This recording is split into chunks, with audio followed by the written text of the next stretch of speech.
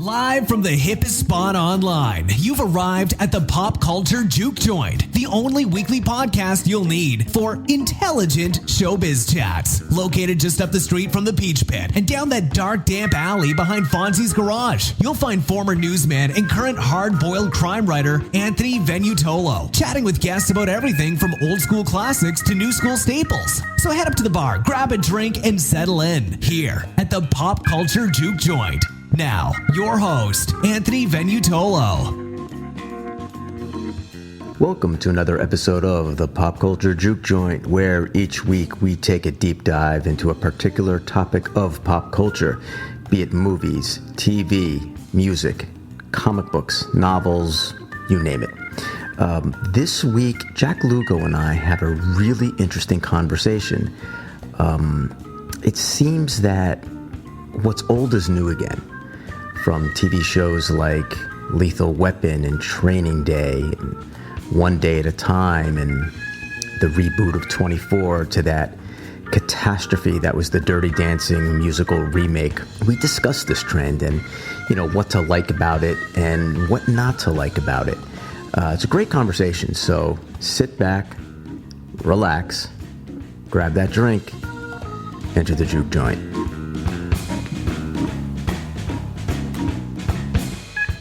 All right, Jack, I'm going to read you a list, okay? Okay. All right.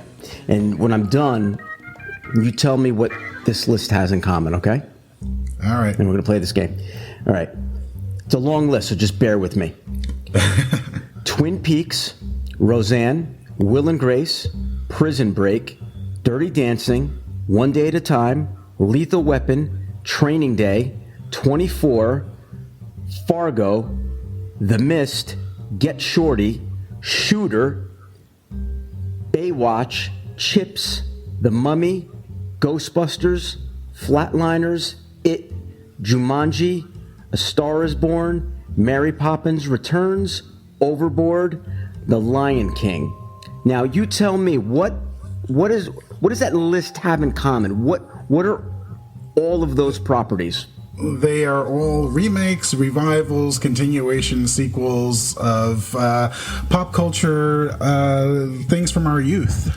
Without a doubt. Now, before we go any further, I'm sure there's going to be someone somewhere making a comment on our YouTube video or on Facebook or whatever, saying, "Well, there were always remakes and blah blah blah." Yes, I'm aware that there are always remakes, but I'm looking at really the television list especially is really nostalgia heavy, and I'm kind of baffled by it because I was a latchkey kid. I watched TV my whole life.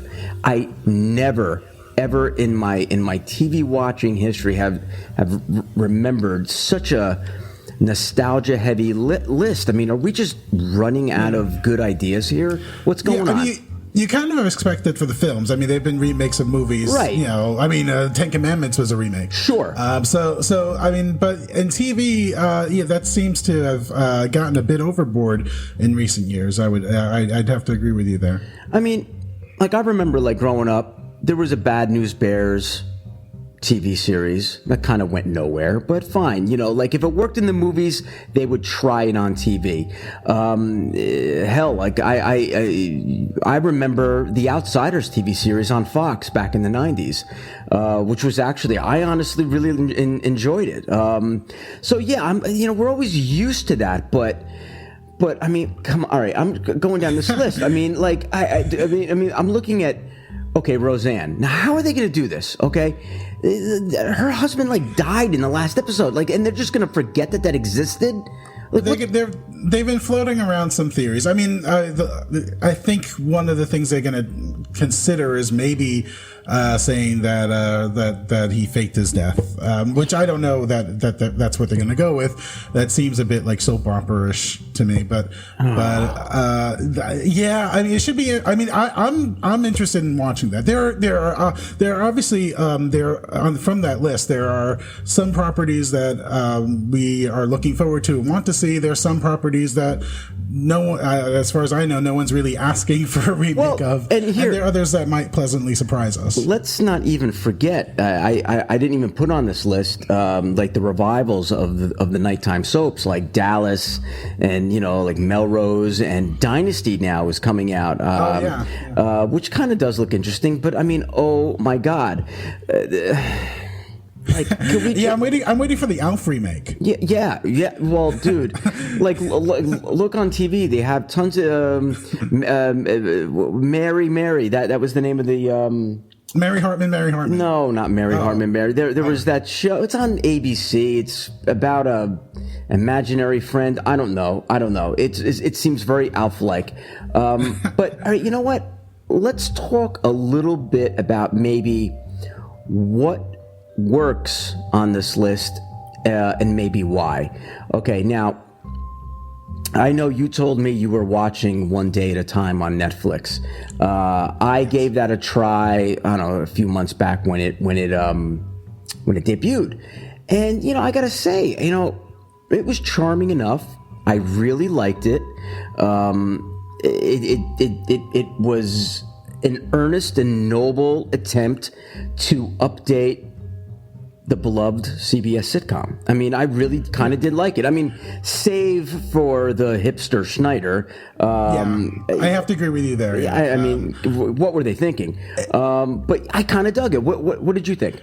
It was surprisingly delightful. I mean, it's not. I mean, for what it is. I mean, it's an old-fashioned multi-camera sitcom, which like in the pre-Seinfeld era, that's what we kind of grew up watching. Sure. And I remember the original One Day at a Time. I was very young. I mean, I probably saw it in reruns, not during the original run, but it was a show I enjoyed. I mean, Schneider was the comic relief, and in this incarnation, he is a comic relief character, but it's actually Rita Moreno who actually provides the bulk of the comic relief, and she is great in this. She's amazing. She's amazing. She's absolutely amazing, and the performances from the performance we get from Justina Machado, the lead, she's actually very good, and they do touch on a lot of like semi-serious topics, but in a lighthearted way. It's not it doesn't beat you over the head. It's a Norman Lear property that he developed originally. It's one of the Norman Lear shows, but it's not one of the Norman Lear shows that kind of gets a lot of attention, like All in the Family or The Jeffersons. It was kind of like a low-key Norman Lear show, but it actually it was surprisingly I found it very delightful. It's fun to, it's just a show that if you want to just switch off your brain and just kind of relax and have a little chuckle here and there, it's fun. It's fun family entertainment, which we don't really get a lot. I mean, we do get a lot of family entertainment, not in the way that this show does it. Right, and remind everyone that I think it was renewed for a second season, so don't be afraid, dive right in. There's another season coming. Do you think that there's some nostalgia for the multicam comedy? I mean, you did mention that before, so like is that kind of like home cooking for us, like maybe 30 or 40 somethings, you know what I mean? Yeah, I think those of us over 30 remember those, and we it was fun to come home after school on a Friday and look forward to these shows,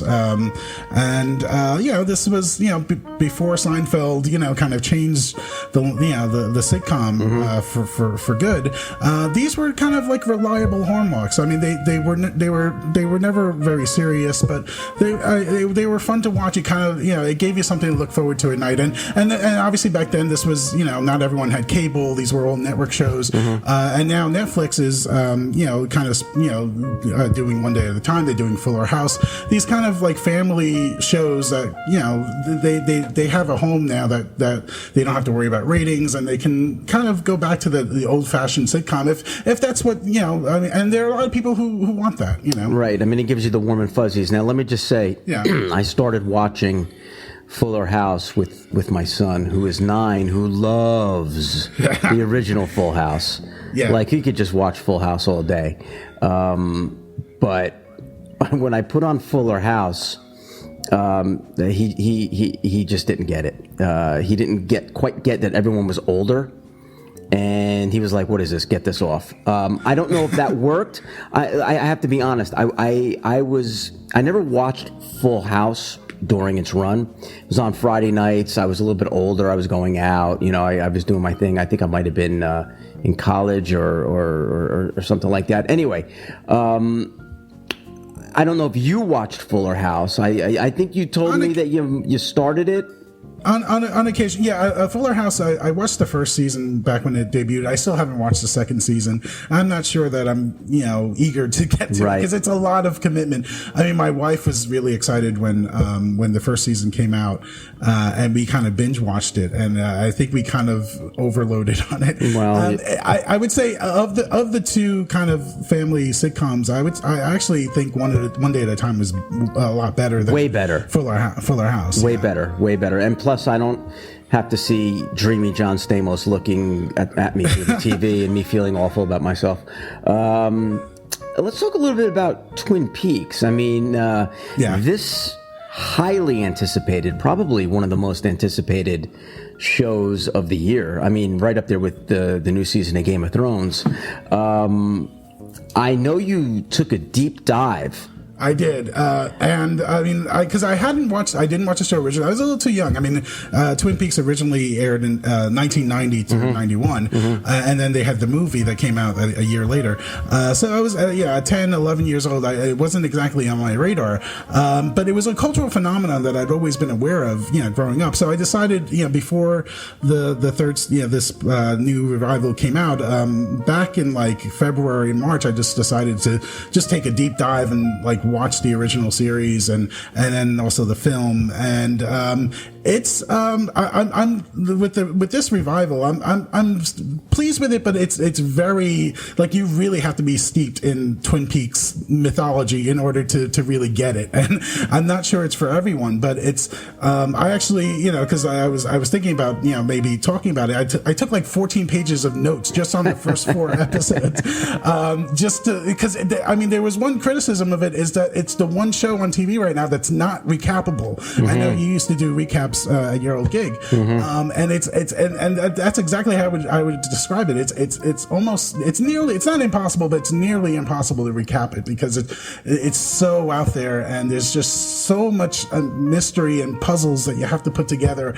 It takes you really have to pay attention to it. I mean it's enjoyable for me because I familiarize myself with the show, but I could imagine someone who maybe hadn't rewatched the show prior to this coming on, like maybe they watched it during its original run and just figured, okay, I can just dive into this, and you really can't. You really have to know almost every episode, and especially the film, which the film that he made was not well received. I mean, it was it was a bit of a flop, and even the fans of the show didn't care for the film, and the film factors very heavily in this revival, which surprised me. I thought he was going to maybe go, David Lynch was going to go more down the road of referencing more of the original series, which he does, but there's a lot of minute, tiny references that you really have to have studied the film and the series to really get, and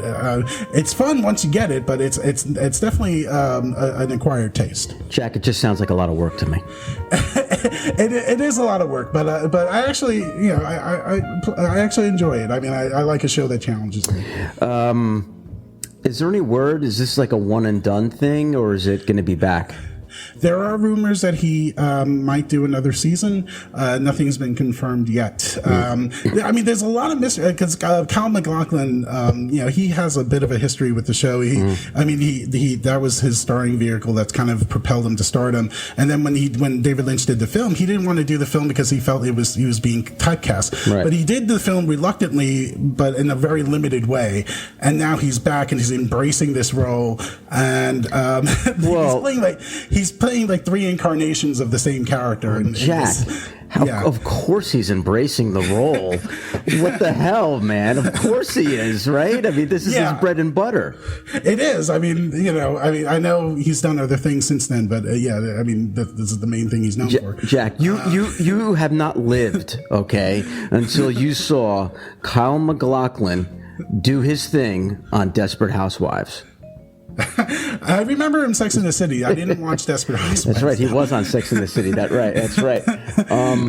Let's let's talk real quick about when nostalgia works in a property's favor. Yeah. And I'm thinking, especially I'm thinking of Fargo. I don't think there's a property on TV that does that better, where it taps into a tone or the vibe of the original, but really sets it apart. But I love Fargo. I don't. Yeah, I me mean, too. you've seen all 3 seasons, correct? Yeah, I'm a little behind on the 3rd season. I'm maybe 2 episodes behind. Right. But yeah, I mean, I totally agree. Well, I mean, no major spoilers here. I will say that this season is I'm going to say quietest of the Fargo seasons. It's not as quirky. It's not as like I shouldn't say that the Cohenisms aren't there. They are, but they are not to the extent of like those first 2 seasons. I mean, my God. Yeah, my favorite episode is actually, so far this season is the one that features Carrie Coon heavily.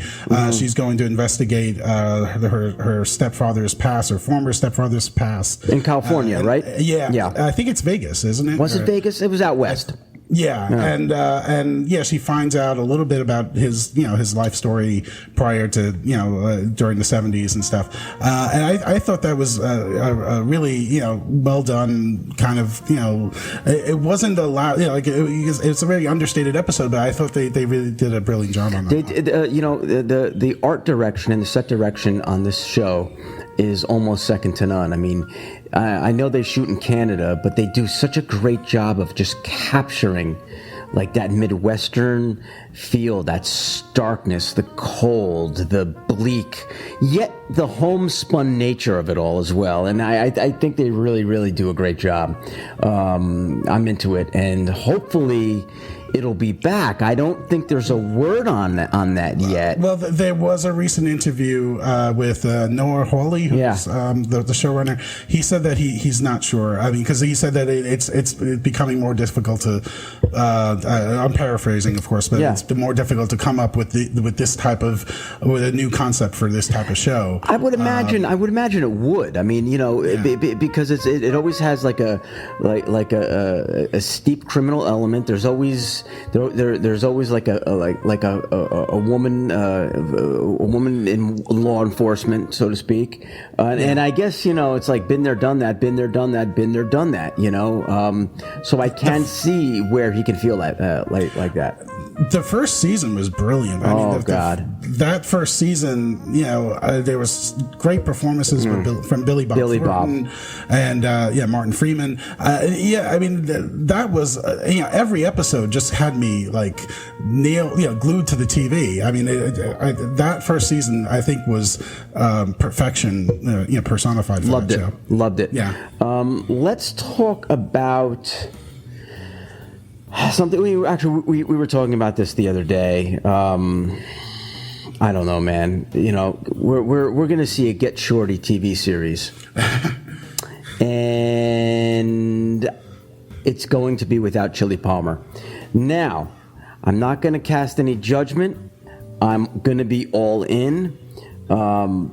Love Get Shorty, love Elmore Leonard, love the world of where showbiz meets tough guys in the mafia, or but I saw it still, and it didn't give me the warm and fuzzies. Let's just say that. So I don't know, man. I'm a little nervous. Yeah, I mean, Ray Romano's in that one. You said, yeah. I don't remember it that well. I mean, I know I saw it originally, when it originally came out, and I think I actually read the book years ago. Yeah. But it's been so long that I don't remember the story that well. Yeah, that might be one you might want to I rewatch it every time. It's not every time, but every now and then when it's on like HBO or Showtime or something. And that original film, I mean, this was the second film that not the second. It was the first film that John Travolta did after Pulp Fiction. Yes. And he was kind of riding that wave. And if you remember in Pulp Fiction, you know, he had the long hair and he was kind of like a skeevy, you know, hitman. But like in Get Shorty, this was the John Travolta we kind of remembered, you know, from his heyday of being almost like a matinee idol. And he, you know, he was Chili Palmer and he was cool. And he, you know, he spoke like a tough guy from like Brooklyn or the Bronx or wherever he was from. And, that to me, that was really a beloved character because he was such a sweet, cool, nice guy who could kick ass, and a great cast, and James Gandolfini in that cast. Oh yeah, he was in that too. Danny DeVito. Danny DeVito, Delroy Lindo, great cast, and Gene Hackman. Yeah. So real quick, let's talk about movies real quick. Now, you know, we did mention up top that there's always going to be a certain amount of revivals in movies. I mean, that's just the nature of movies and properties. I'm not counting, you know, things like James Bond. I'm not counting superhero films. I'm not counting, you know, these big budget tentpole franchises. I'm even going to give Universal a pass for reviving all of their monster movies, because as technology changes, these movies have to be, you know, kind of rebooted, revisited, a little bit. Right? Yeah, I sort of get it. Even though I haven't seen The Mummy, but it's gotten awful reviews. Oh my God, hasn't it? It's been brutal. Not the way you want to launch, you know, a reboot, because I know they have other films coming up. They have Wolfman, they have Invisible Man with Johnny Depp, which I mean, I kind of groaned when I heard that Johnny Depp was doing the Invisible Man. I know it's awful. Yeah. I mean, I just. And Jekyll and Hyde with Russell Crowe. Jekyll and Hyde. I've seen enough already. Just play a normal movie. I know. I'm beyond sick of Johnny Depp. But the point I want to make here is that, you know, in the past couple years, you know, movies like Creed, which we loved, The Force Awakens, which for the most part a lot of people liked, and you could even say the same thing with the recent Alien movies, where they're new films, but they really have a familiar tone and feel to them, almost beat for beat in their structure. You could certainly say that about The Force Awakens, and maybe to a certain extent, Creed. I mean, you know, it kind of struck a chord with viewers for those little touches. Yeah, there's a way to do a formula movie where it doesn't feel like a formula movie, and I think you know, those films kind of accomplish that. Yeah, so you know, I'm going to give them a pass, but I guess that goes to like what we were talking about of, you know, what's old is new again. I mean, you know, they're going to stop making Rocky movies when Stallone's in the ground. I mean, like, is that really where we're headed? Or they might even recast Rocky, could you imagine? Which is, I know it's like blasphemy to us. We're huge Rocky fans. Yeah. But I could see it, you know, I could see it happening. I mean, very easily. Because everything gets redone, and you know, I think I might have touched on this a little before, but yeah, every time we talk about these kind of things, you know, these remakes and reboots, and the standard reply is, can't Hollywood do anything original anymore? And I guess there are original things being made, but these things have a built-in audience that I think, you know, people who own these properties, you know, they know that they can capitalize on them, and I think it's sort of inevitable that we're going to get a lot of these things, but some of them you know, surprise us in ways that, you know, even if we weren't asking for a particular remake to be done, that you know, they kind of surprise us and say, you know, and we're actually pleased to have seen it. And then there are others that, you have no desire to see whatsoever. Like even before, the first time they announced Dirty Dancing was being redone, I was like, no, you don't want to do this. It's this is going to be an epic fail on every level, and that's what it was. And no one was asking for a Dirty Dancing remake. Nobody. And by the same token, I don't think anybody is asking for an Overboard remake, a Flatliners remake, a Chips remake, a Shooter TV series. I think, studios own these properties, these intellectual properties, and they want to wring them like washcloths, spiffy it up a little bit, throw it at the wall, see what sticks, and if it doesn't work, we'll move on. We'll move on to the next property we own. Exactly. I remember about a year and a half ago, it was in the news, they were going to shoot off Nancy Drew in the big city. Literally, it was going to be a TV series. She was going to be a cop, and she was going to be solving crime in the goddamn city. I mean, what is it going to take other than the fact that her name is Nancy Drew? I mean, it's just another cop show.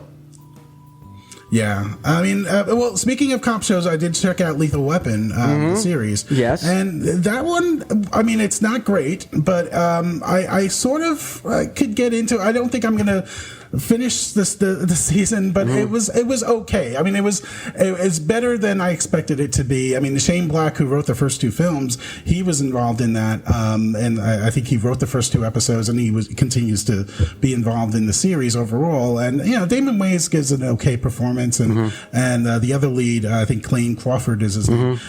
He's okay, but you kind of feel like they're trying too hard to channel the original, and I think what happens is it gets bogged down by this, they have to pay homage to the original in every episode. And if it was its own original cop buddy show with these two leads, I mean, Damon Wayans and Clayne Crawford, they're both very talented actors. They could have an original series, based on, not based on Lethal Weapon, that would be very successful if they wanted to. But of course, when you have a property like that, you're going to want these leads. Yeah, I mean, they're just calling it Lethal Weapon, okay? Right. And they're just going on pure nostalgia factor. That you make an interesting point where, just make a cop show, a buddy cop show. We haven't had a really good one of those in a long time.